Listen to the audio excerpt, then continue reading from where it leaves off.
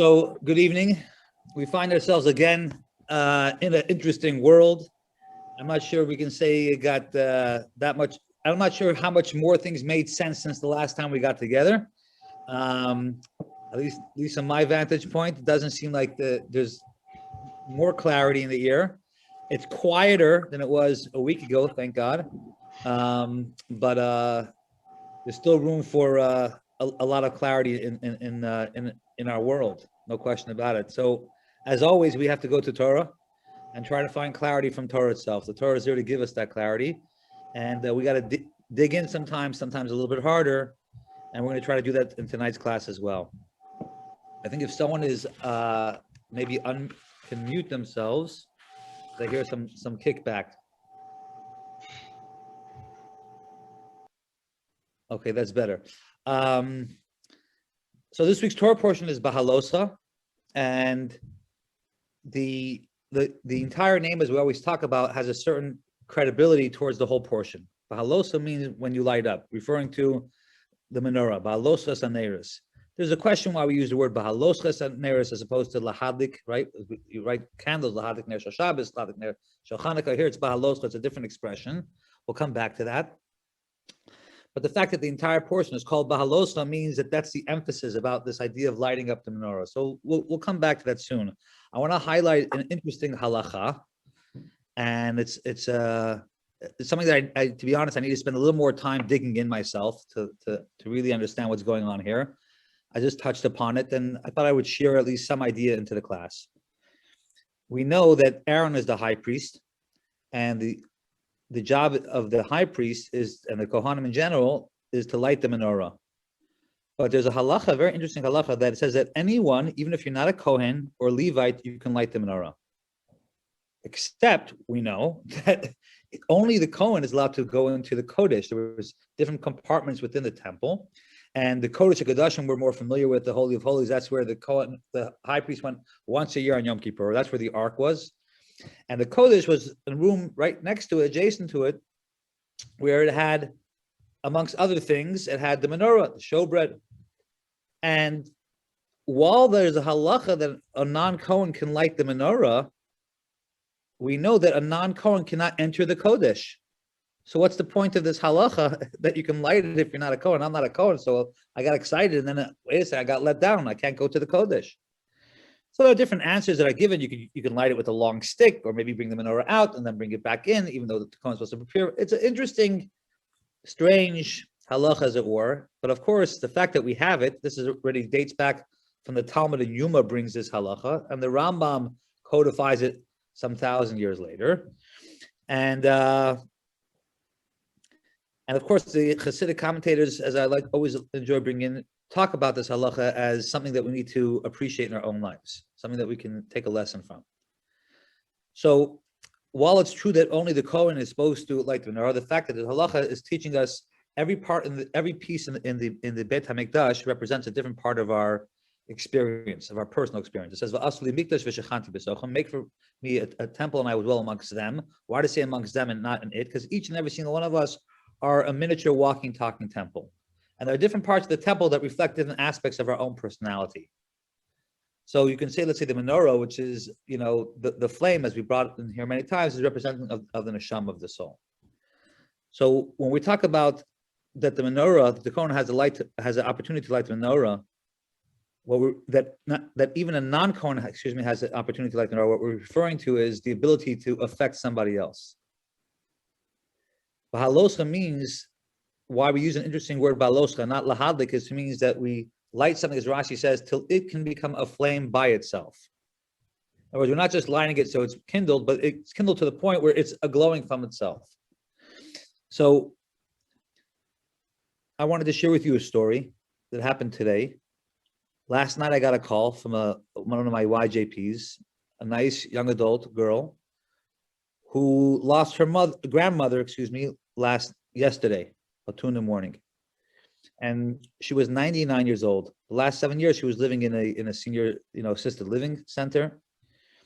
And her story was just phenomenal. I mean, as a rabbi, you do your share of funerals, but this one stood out. This was a woman who survived all different kinds of persecutions, growing up in Leningrad and being sent to Siberia, and surviving communism, for surviving this war, for surviving that famine, and on and on and on. And she finally gets married afterwards, and her husband passes away 10 years later, and her brother. I mean, just non-stop hits. And she says that every time you visited her, she was never without dressed up with makeup, with heels on, always with a smile, always this strong perseverance that you read in the book of our people. She was that person. And even when they came to America, she'd help her children by babysitting the grandchildren when the kids needed to go to work. So she never stopped. She was constantly giving and giving. So it was an honor to be a part of this proper, she got, even though the family's not religious, they're actually far from religious because of communism. They want no part of it. The granddaughter, who I'm connected with, wanted to bring in a little bit more. So she really, orchestrated that this person would have the last rites, Chesed Shel Emes, and they're actually a member of Bet Avraham that helped be part of the minyan, as well as our own community. So we made it happen. We didn't have a minyan there, but we pulled together a minyan and we said Kaddish. And I thought to myself that this is what we're talking about when we're referring to the ability to reach someone and connect with someone. They're not just, inspired, but they're actually inspiring others. Because this girl came to a Friday night and maybe had a positive experience a couple of times. She's not a rabbi. She's in finance. She lives in Seaport. She's not even connected maybe full-time into a Jewish community or synagogue. But she got it. She got it so much that she was inspiring others, like her own family, to do a proper Chevra Kadisha, and of course, no cremation and these type of things. So it is possible, when we think about this halacha, that each and every single one of us can carry within our ability to influence our sphere into a positive point. Now, the menorah, we know, was supposed to be beat out of one piece of gold, and it had 7 different parts, right? It had three branches from one side, 3 from the other, and the center. And we just finished the whole Omer and Shavuot. The 7 represents the different aspects that exist within our personality. And of course, we have different personalities, and people can be more humble, people can be more perseverance, people can be more shy and more kind. So yet the key, I think now more than ever, when it seems, maybe not in Jersey and maybe not in Boston, but everywhere else around the world, that we have difference of opinions of the Jewish people, is how do we handle what's going on? What's supposed to be? Anti-Semitism is a rise. Israel does have a right to exist. Maybe a little bit, a lot. Everyone has a different opinion of what's supposed to happen. I think that, at least from my perspective as a rabbi, I don't get into politics because it's a lose-lose, at least for me, it's a lose-lose. But one thing I can suggest, at least to anyone who's willing to listen, is when we go to the Parshat like this week, is 2 things. Number one is, in order to elevate ourselves, let's elevate by inspiring somebody else. That you don't have to be a Kohen. It's not regulated to the rabbis. Every person has the ability to go ahead and reach someone, not just reach someone, but that they themselves can be a glow and be a flame. In addition to that is, remember, because I have a lot of darting emails with different people in my community, some would consider themselves more progressive, some would consider themselves left, some right. And so even though there are many people that we can have difference of opinions with, to understand that the menorah had to be from one piece. It had to be from one block of gold. And when we see each other in a conversation and perhaps even disagreement about particular issues, whether it be American politics or Israel politics, first of all, if you can't have a civil conversation, then don't have it. Talk about food. There's other topics. But if you can have one and still maintain this idea that where we come from, like the menorah, we all come from one piece of gold, then you can continue to have that conversation. You can continue to dig in and elevate, because it says that the lights of the menorah all had to go also into one particular place, to go high up into one corner. Why? Because we all have to appreciate where we're going.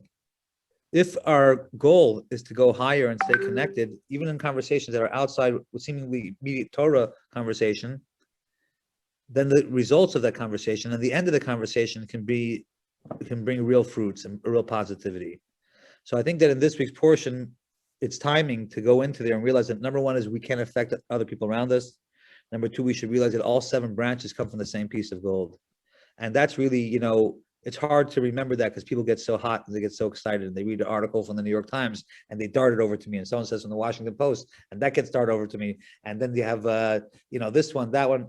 Everybody relax. We come from one menorah. We have one goal in this world, to bring more light.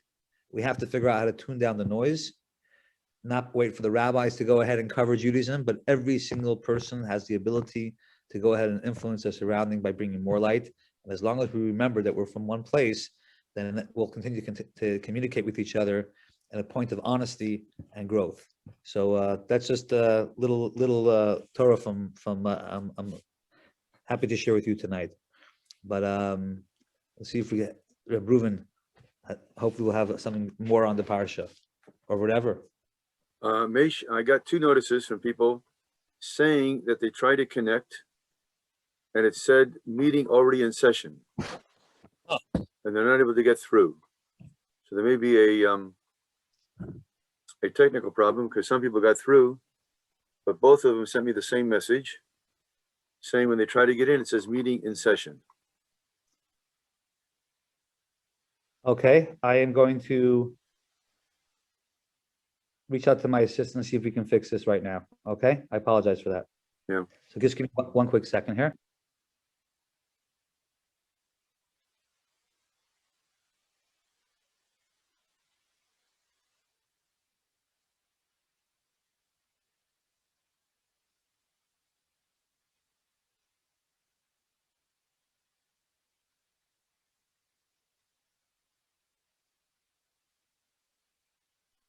Okay, I just left a message and it says emergency meeting windows.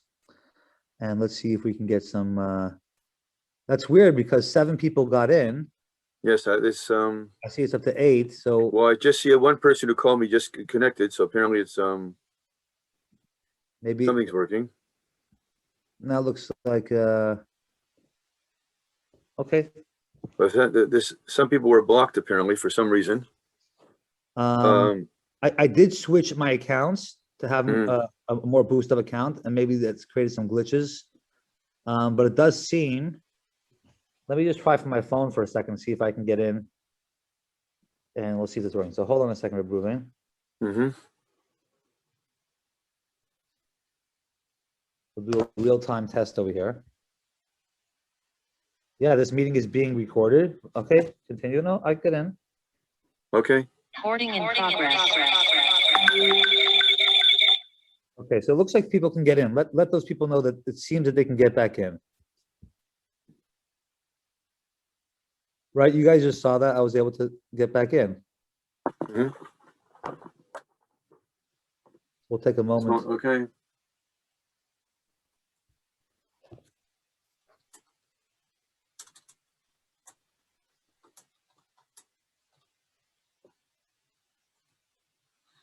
Okay. Well, whatever the case be, let's go on. I want to focus upon the leadership of Moshe, Moshe's self-perception, and God's perception of Moshe. We have more about the self-understanding of Moshe in this Parsha than any other Parsha. And part of it really is the secret to the greatness of his leadership. First, from the divine perspective, it's clear that God distinguishes Moshe from all other prophets by virtue of the lucidity of the message. It says specifically that God spoke to Moshe peh el peh, mouth to mouth, and not the usage of any intermediary medium. All of the prophets were spoken either symbolically or sometimes through images, and they had to interpret the image. Thus, the words of the other prophets are understood in Jewish theology to be their own interpretation, formulated according to their understanding. Only about Moses' prophecy does it say peh el peh, as if to say, I put the words in his mouth, and therefore there's no room for human interpretation. It reflects precisely the divine intention, not only in intention, but actually in verbal formulation. We have no other chapter which distinguishes the prophecy of Moshe from all other prophets. But how about Moses' self-perception? How did he see his role? And what makes us believe that this man was an outstanding leader? What was he precisely outstanding in? So the first image is Moshe complaining. It's in chapter 11. And he says to God, Moshe said, Vayomer Moshe, he says, Lama harayota lavdecha. Why did you cause harm to your servant? Right? And why is it the case that I've not found favor in your eyes, that you have placed upon me the burden of this people? In other words, Moshe is complaining, and although he's led the people for years and years, it just got too much. And what ticked them off right before this was their complaining of the lack of food when they had so much food. So what do they complain about? The quality of the food. It almost reminds you, people go to these Passover weekends or for all week, and they're fed 5 meals a day and nothing to talk about. So what do? They complain about the food. That was too good. It was too sweet. I ate too much. The service was too good, right? There's nothing to complain about. And that's a real source of complaints. Now watch the next thing. He says, Hanochi, hariti et kol hamazeh. He said, did I give birth to this people? Now the word hariti is from the word herayon, meaning did I bear them? As if I were what? A pregnant woman. So when he talks about the pains of leadership, Moshe resorts to feminine imagery, and he resorts to that image which is exclusively feminine, which is what? Childbirth. So he says, Anochi liditihu, did I give birth to them? Now why? Because he's telling me, God, you're telling me that what am I supposed to do? Sa'eu b'chekecha, I'm to bear them in my bosom, just like a nurse carries an infant. It's an amazing imagery of leadership. Moshe sees his role as like a mother taking care of a child. And he says, come on, God, if I gave birth to this child, of course, it's my obligation to take care of all their needs. But I didn't give birth to them. You gave birth to them. So how can you impose upon me motherly responsibilities when I want to be the father? And I can't be both father and mother. Remarkable complaint. In other words, he cannot bear their complaints. After a while, he wants to tell the people to shape up. And what are they complaining about? They want meat. Remarkable. And then he ends his line by saying, almost as if he's being a pope. He says, At aseli hargenina harogi matsati chen benachav are barati. I can't take it anymore. And if you really want to get yourself involved in mercy killing me, I'll erabarati, because I can no longer take my wretchedness. I can't take it anymore. Now the phrase barati means my wretchedness. According to Chazal, it's called one of the main tikkun sofrim, meaning scripture was changed to protect divine dignity. So according to this reading, it was baratcha, meaning not my wretchedness, but your wretchedness. But it turns out that the original reading makes more sense of the context here. Meaning, Moses says, I've borne this people for so many years, I've nursed them, I've taken care of them, and all they do is what? Complain. And they don't appreciate all that I've done for them. You can almost hear a maternal voice coming through Moses. Here is the great leader, the great lawgiver, the great liberator. When it comes to the burdens of leadership, he's forced to use feminine imagery. And he feels that he's nursing the children. And he said, God, that's too much of a burden. So what does God do? So instead of God saying, hey, Moshe, you're not worthy of the job, God says, okay, I'll provide you with some help. I'll get another 70 people to bear the burden of prophecy. That's remarkable. In other words, the argument goes that if you're a prophet and you have special access to the divine, you have special responsibilities and special burdens. So what will I do? I will lighten your burden by having another 70 people bear the burden with you. So what happens? He takes from the spirit of Moses and he distributes it among the 70, which means that the spirit of Moses apparently has to be lessened. So there's two ways of looking at it. If Moshe is like a gallon of water and you take out a cup of water, then there's less water less. But if the example is the menorah, then you can light a candle from a menorah, and the light in the original menorah is not decreased at all. So one imagery is that Moses has to share it, which means he has less. Or that Moses is like a candle, and he can light many candles without decreasing his own light. What's most here is who gets jealous of this and figures that Moshe should demand an exclusive on leadership. After all, Moshe has borne all the burdens of leadership. Nobody else has done it. So why should the others share in the reward? So the person who stands up and takes up the cudgels to protect Moshe is who? His faithful servant, Yehoshua. And he says the word Kimelman. Moshe, put them in prison because they are doing what? They are taking away from the exclusivity of leadership. And you can't share the burdens of leadership with everybody and expect them to see you as the primary leader. That's Joshua's understanding of leadership.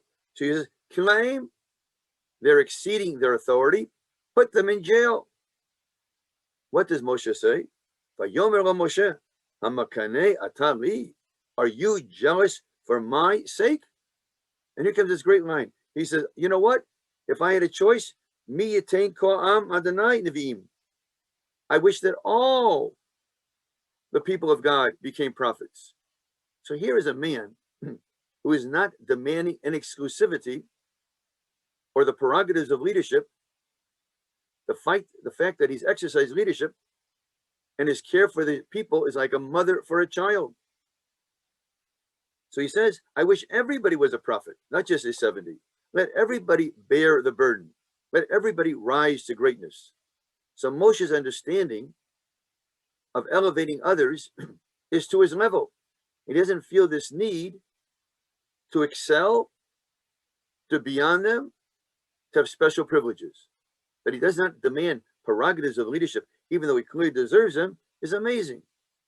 So the next part, all the people are gathered together and they prophesy.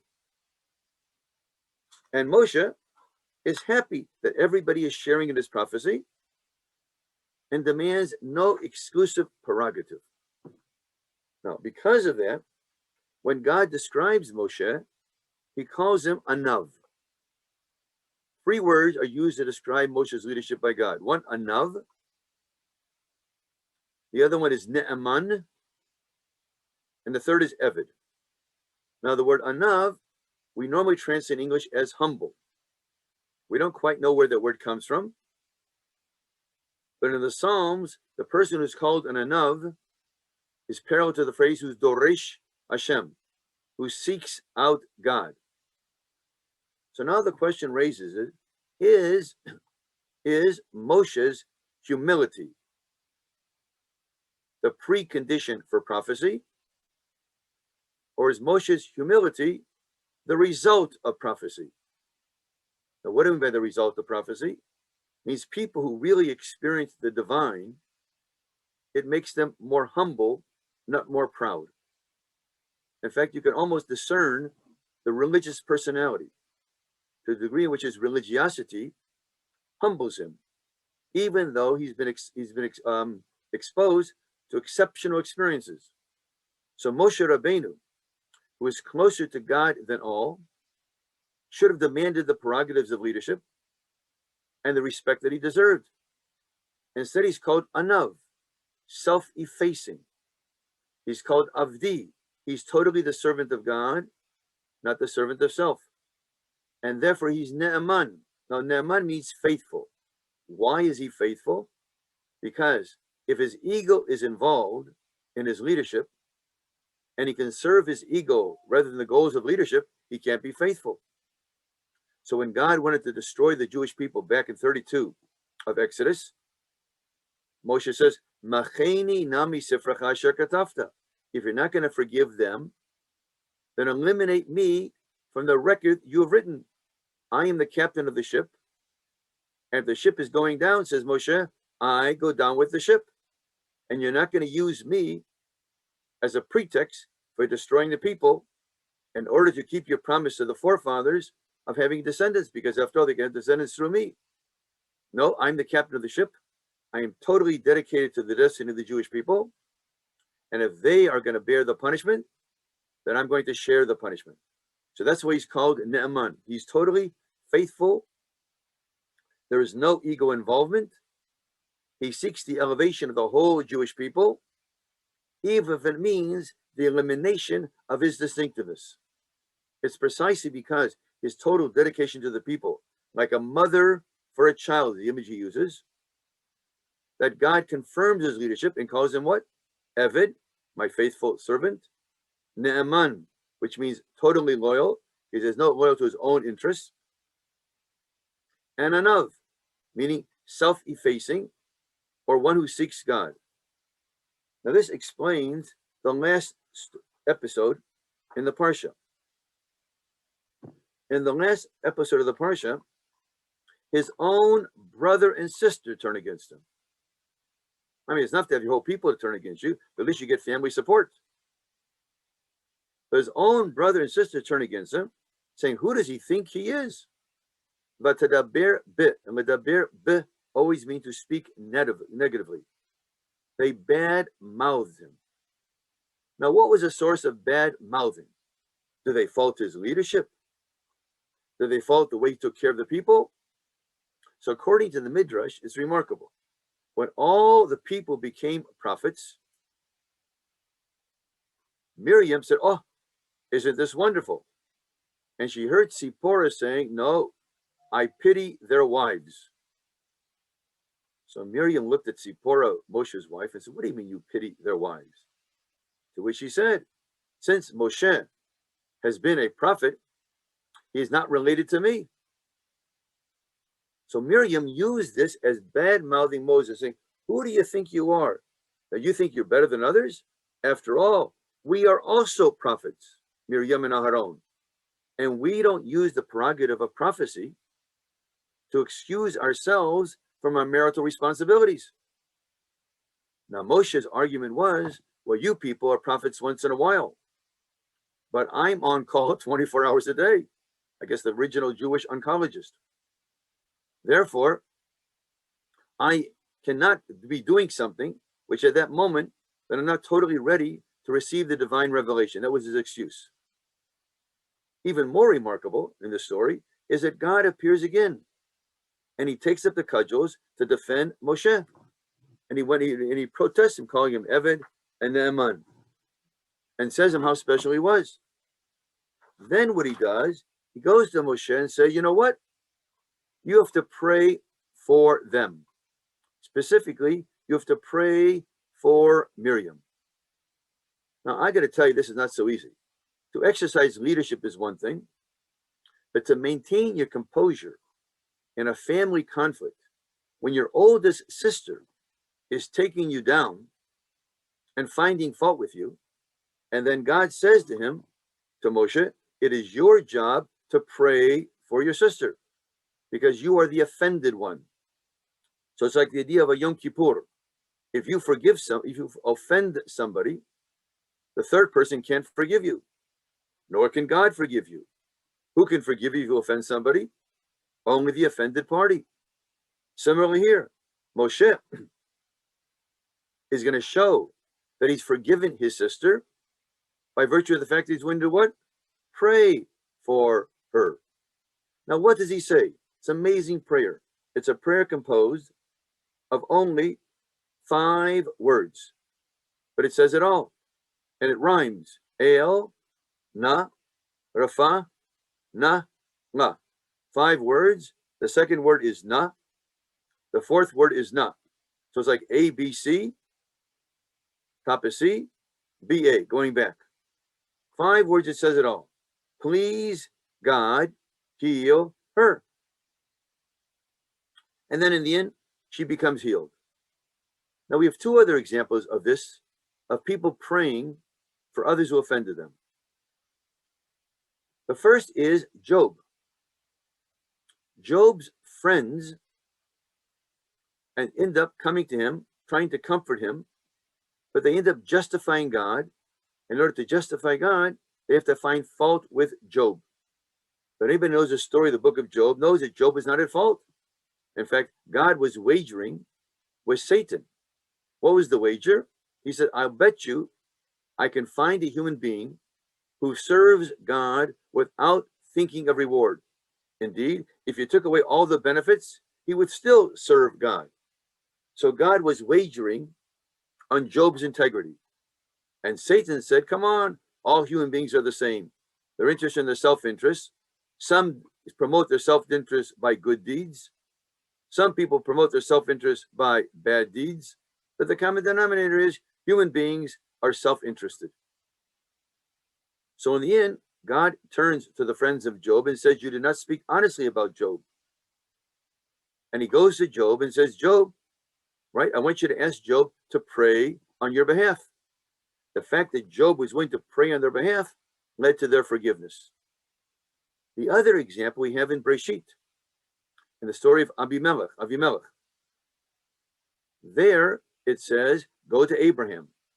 And since Abraham is a Navi, Hu yitpalel badcha. Since Abraham is the prophet, what will you do? Pray on your behalf. And this we learn that Avram, who is the first person called Navi, a prophet in the Bible, what does he do? He prays for others who offended them. That's the greatest level to reach. To pray for others in general is one thing, but to pray for others who've offended you, and not only that, they may have done it in public, and not only that, they're offending you by downgrading what you excel in. In this case, it was leadership. Abram rose to greatness by praying for those who offended him. Job rose to greatness by praying for those who offended him. And of course, Moshe Rabbeinu does a similar thing, prays for Miriam, who tried to downgrade him, and arguing that he was playing holier than thou, and he should not exploit his prophetic position not to meet his marital responsibilities. It's remarkable. So we have these 3 elements in the personality of Moses. Number 1, his understanding of leadership was so burdensome, he could only use a maternal image to understand it. And he says, it's too much for me. I'm going to lead the people, but since I did not conceive them, you can't ask me to nurse them every single day. God says that's the job of leadership. And even God agrees that the model leadership has a maternal more than a maternal image. Because if anything, a mother is, she's on call 24 hours a day. And the father takes a nap once in a while. Remarkably. Then we have the idea of sharing. Most leaders want to protect their prerogatives. What does Moses do? I'm going to let everybody experience prophecy. I don't want to maintain an exclusive prerogative. Everybody says, I'm not jealous. I want them to have that experience. Now, the argument is that the closer you are to God, the farther you are from your ego. It's a remarkable thing. People have really experienced the divine in their lives. It is a function of diluting their ego. Moshe Rabbeinu is the example of that par excellence. Therefore, what is he called? Anav, meaning he is self-effacing, does not stand up for his own. And the final case is, you can take complaints from a lot of people, and you can forgive them, but it's very difficult to take complaints from whom? Members of your own family, who are actually beginning to attack your mission in life, especially an older sister who raised him. If anybody would have been close to Moshe and could criticize him instead of his mother, would be what? His older sister. And of course, Aaron, his older brother.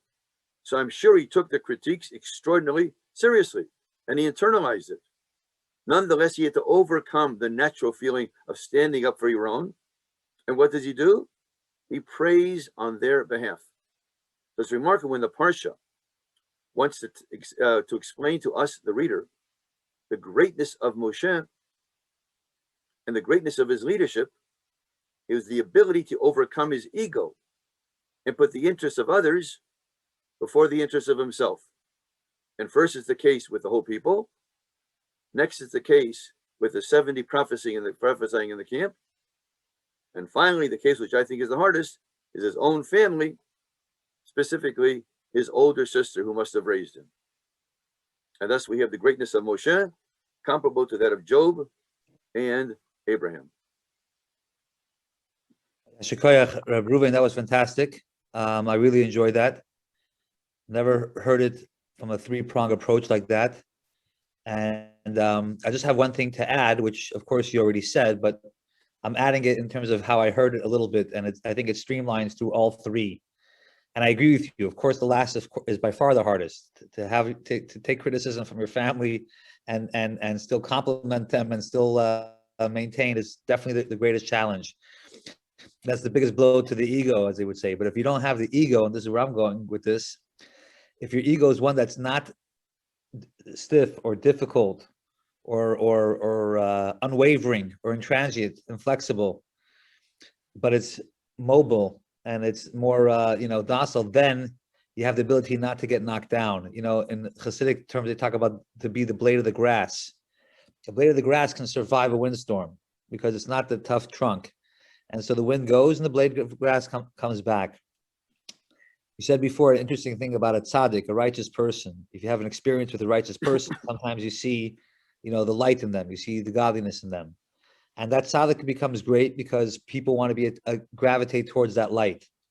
As soon as anyone picks up that this tzaddik is enjoying that sort of, accolades, the light starts to diminish. It's not as exciting anymore. There could be some pomp and fear around him, but it's not the same.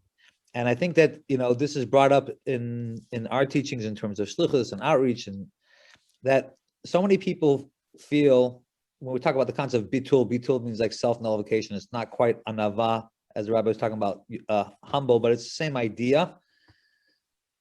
Is people are worried, right? If you're going to go ahead and embrace something greater than yourself, then you can lose yourself in that. And then all of a sudden, who are you then? But the Tanya talks about you can become greater by becoming humble. And it seems like this is what Moshe was, obviously the greatest of them all.